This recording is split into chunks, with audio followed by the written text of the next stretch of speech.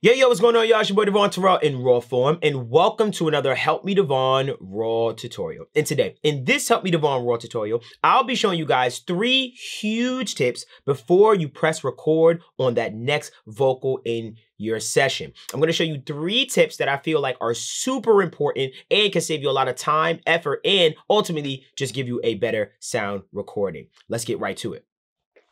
So first and foremost, this first tip is going to sound like it's obvious, but it's not as obvious as you think. My first tip to you guys is turn down the beat. Now, before you think that I'm about to tell you these very surfaced answers as far as how to record and the mistakes you make, listen to me and watch this closely, because a lot of you in your DAW think you're turning down your beat, but you're really not when you're messing with these 2 tracks. Check this out. So I have a 2-track here. It's one of my own beats. And long story short, I know what a lot of you think to do. A lot of you may come on over to your mix window and you basically turn down your track volume from here.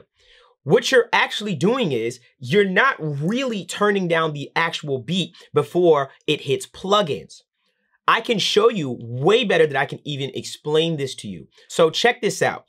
What I'm gonna do is I'm gonna put an EQ right here on this 2-track beat. Okay, you see an EQ on the 2-track beat. Now, let's play this 2-track beat and let's look at the meters of the EQ. Pay attention very closely.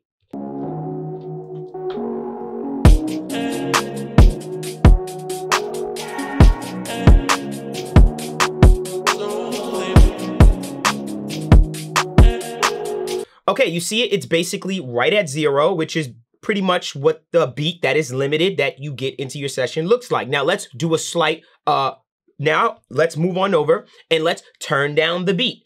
So from the 2-track, I'm gonna turn it down, let's say about 8 dBs. Let's turn it down, 8 dB. Now, look at the EQ meter again.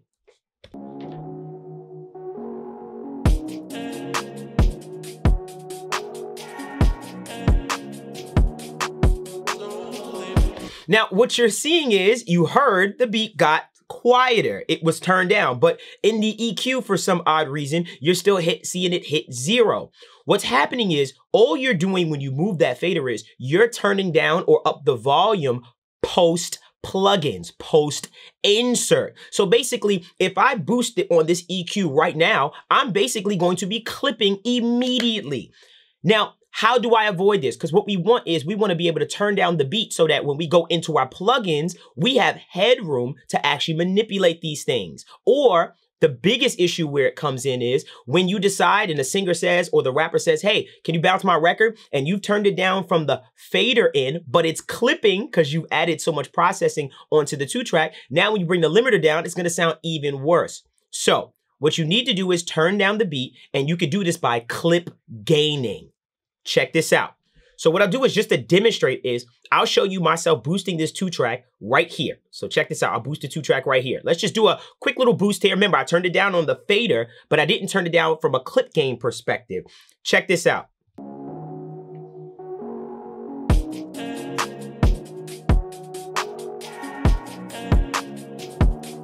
I am now clipping in the plugin. So how do we actually turn this down before the plugins, before it does any processing, truly turning down the beat? How do we do this? What you can do is you come right on over to here and we clip gain. So I'm gonna turn this down 7 dB, 7.5 dB. I'm gonna come back over here to my fader. I'm gonna put this back up to 0 on my fader, and I've clip gained 7.5 dB.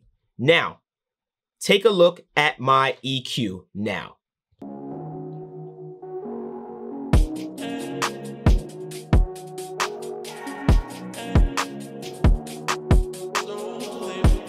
I've successfully turned down the beat. Now when you put a limiter back on this, it's not gonna sound as bad. And you have something that the vocal, when you start recording, doesn't have to compete with so hard because you've turned it down. The reason why you guys pretty much distort on your vocals and things of that nature is because you're probably recording too loud. Now, that is step 1. That is my first tip as far as turning down the beat. It's super important. Trust me, I know it sounds so surface, but it is something that I see a lot of people do and destroy coming down the line. Now, I'd be remiss if I didn't ask you guys to comment, like, subscribe. Also, you can go to helpmedevvon.info at any time during this tutorial to get some of our templates, vocal chains, and a bunch of other goodies for a bunch of DAWs. Now, back to the tutorial.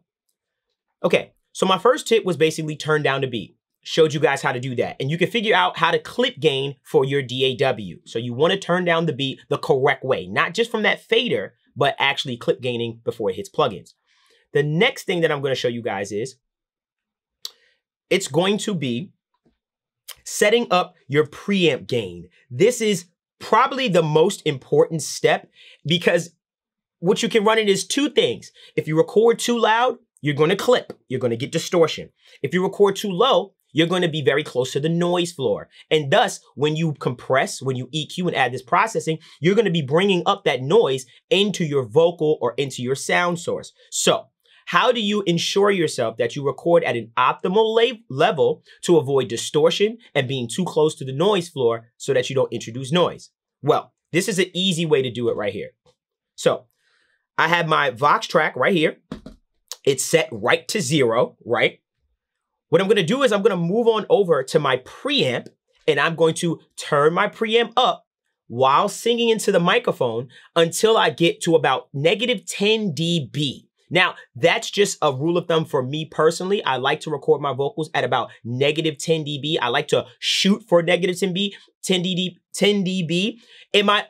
Is that vocal always gonna be at -10 dB? No, if it hits -6 dB, I'm okay with that, but I'm shooting for -10 dB on average so that when I do have loud moments, unexpected moments, at least I know I am still nowhere near that spot where I'm going to be getting clipping. So I like to shoot for in my vocals -10 dB. This is not something you have to get married to, but it's just a rule of thumb for me personally.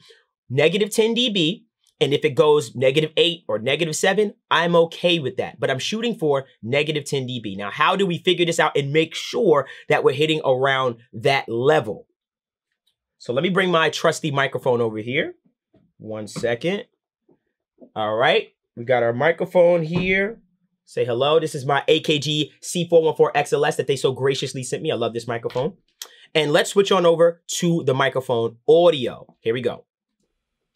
Test, test, test. Okay, so you're hearing the audio from my microphone. Now, what I'm going to do is I'm going to turn this down all the way, and then I'm going to basically turn it up until I start to see about -10 dB peaks on my fader with no plugins that are boosting or doing anything. That's important. Make sure that when you're trying to find the levels that you don't have plugins that are boosting any volume or lying to you. You want to see a natural signal coming in. Although I do have one auto-tune plugin in here, it's not boosting any volume. It's not doing any of that stuff. It's literally just the fader that I'm paying attention to. So just pay attention to just this fader. So I'm going to turn this all the way down, my preamp.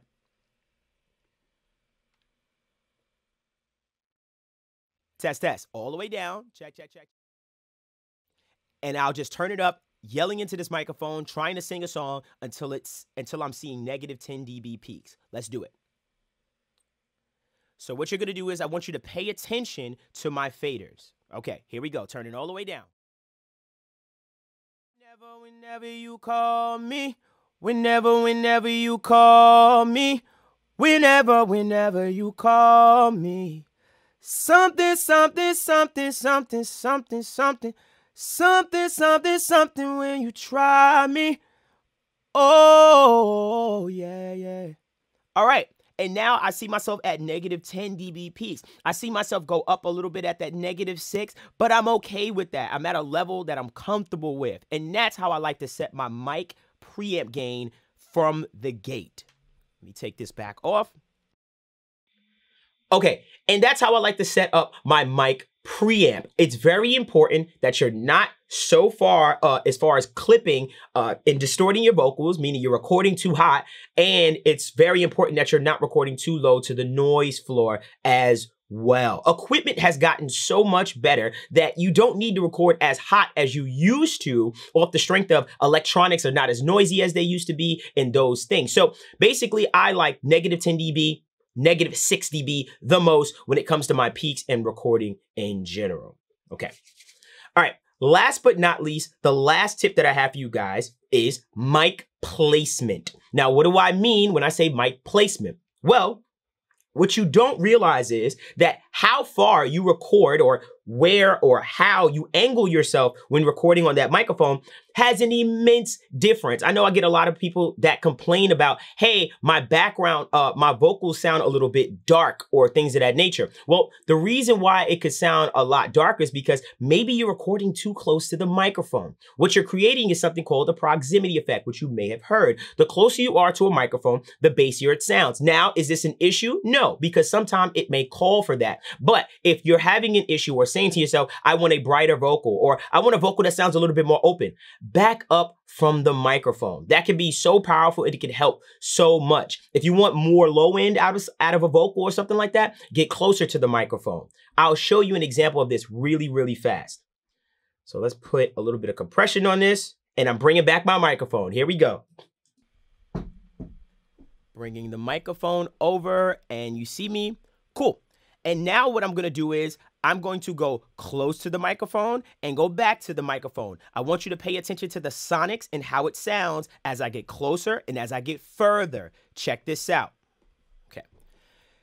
Test, test, test. What you kind of say, this is me getting closer to the microphone. And as I'm getting closer, you can see, you can feel more low end, more of that boominess in my vocal. But if I back up a little bit, if I back up, it feels a little bit more open. There's a little bit more brightness to it. And this is important. Now, if you had a vocalist and you really wanted to catch and capture that brighter tone, what you can do to trick yourself or the person is you can back the pop filter up to a place, because I can't go any further than that pop filter. So if you're the type of person and you're saying to yourself, I really want some more of that low end out of the vocal, put the pop filter closer and boom, you get a little bit more of that presence, that mid-range out of the vocal. But if you want a more open sound, something that feels a little bit more brighter, back the pop filter up, and so you have it. Adjust your preamp gain accordingly with that. And it makes a huge difference coming off of the microphone. Now, it makes an immense difference when you decide how to place your microphone. It can make all the difference when it does this. Now, for the last thing, and I'll give you just a bonus tip. Personally, when it comes to recording, I believe people should use templates. If you know yourself and you know how you like your vocals to sound and you're recording, create templates for yourself. Now, I have some down in the link in the description at helpmedevvon.info that I use for myself personally when I'm just trying to get things started. Sometimes you got to realize when you come to recording artists, they want to hear it and hear their music. They want to hear like it's ready to go. As soon as they start singing, it inspires, it brings the most out of your client. Or for yourself, when you hear yourself and you feel like, oh, it already sounds ready to go. So I'm a big fan of using templates, having your effect sends and things like that already set up, ready to go, a played verb, a long verb, a fourth delay, and just little things already ready to go. So when you're in your session and you're working, you can move a lot faster. So that was my tutorial on basically 3 huge tips that I think you guys should be using or know about before you press record in that next song. Make sure you follow us at helpmedevvon on the Instagram. Also, make sure you comment, like, subscribe. And make sure you follow us on our Discord community with a bunch of aspiring engineers like yourself. And I want to see some comments. You guys, let me know what you want to hear, see next, or just any concerns or anything that you had. So that was my tutorial on 3 huge recording tips for the most part before you press record. And until next time, you guys.